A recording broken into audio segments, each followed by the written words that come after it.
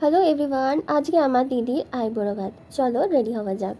তো আমরা ঠিক করেছিলাম যে আমরা দুজনে টুইনিং করবো। তো দিদিকে আমি আগে শাড়ি পরিয়ে দিয়েছিলাম, তারপর আমিও শাড়ি পরে নিয়েছিলাম। তো আমাদের দুজনেরই শাড়ি ছিল ল্যাভেন্ডার কালারের। তো আমি ওপেন পাল্লু স্টাইলের শাড়ি পরেছিলাম। ওপেন পাল্লু স্টাইলের শাড়ি পরলে আমি একটা টিপস দিয়ে রাখি যে এরকম একটা হাতে রাবার ব্যান্ড গলিয়ে নেবে এবং তার মধ্যে একটা সেফটি পিন অ্যাটাচ করে নিয়ে সেই সেফটি পিনটাকে আবার আঁচলের সাথে অ্যাটাচ করে নেবে। তাহলে অনেক সুবিধা হয় শাড়িটা ক্যারি করতে, আর শাড়িটা পরে যায় না বারবার। দেখো এখানে আমি কিন্তু ওরমভাবে ইজিলি চুলও বাঁধতে পারছি, আমার শাড়িটা একটুও সরছে না। আর যেহেতু রাবার ব্যান্ড লাগানো আছে সেহেতু শাড়িটা কিন্তু ছিঁড়েও যাবে না।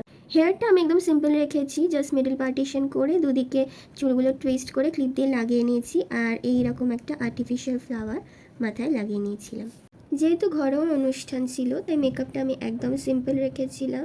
বেস মেকআপটাও একদম লাইট রেখেছিলাম, সেরকম ফাউন্ডেশনও লাগাইনি, জাস্ট কালার কারেকশন করে কনসিলার লাগিয়ে নিয়েছিলাম। নিয়ে বাকি যা যা জুয়েলারি পরার ছিল আমি পরে নিয়েছিলাম। এই জুয়েলারিগুলো কিন্তু আগের দিন আমি দাদার এনগেজমেন্টে যে জুয়েলারিগুলো পরেছিলাম সেই জুয়েলারিগুলোই।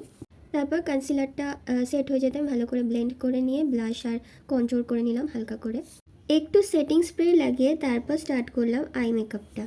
একটা টিপস দিই, যদি তোমরা পুরো মুখে মেকআপটা কমপ্লিট করে সেটিং স্প্রে লাগানোর পর আই মেকআপটা করো তাহলে কিন্তু আই মেকআপটা অনেক ভালো থাকবে। অনেক সময় কি হয়, আই মেকআপ করার পর চোখটাকে কভার করে সেটিং স্প্রে দেওয়ার সময়ও কোনোভাবে সেটিং স্প্রে যদি একটু চোখের কাছে লেগে যায় তাহলে মেকআপটা নষ্ট হয়ে যেতে পারে।